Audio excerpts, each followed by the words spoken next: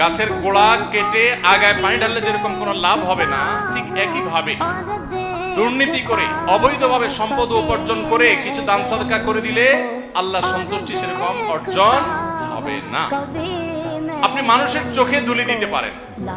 আমাদের দেশে অনেকেই আছেন যারা চুরি ডাকাতি 2 নাম্বারই করে সম্পদের পাহাড় গড়েন, এরপরে একটা বয়সে এসে রিটায়ারমেন্টে যাওয়ার পর বা একটা পর্যায়ে এসে মসজিদে মাদ্রাসায় মাহফিলে হুজুরদেরকে আলেম ওলামাদের গরিব দুঃখীদের দান সাদকা করে তার একটা ইমেজ তৈরি করেন এলাকাতে, হাজী সাহেব, গাজী সাহেব, টুপিওয়ালা সাহেব, জুব্বাওয়ালা সাহেব, উনি অনেক সাহেব হয়ে যান।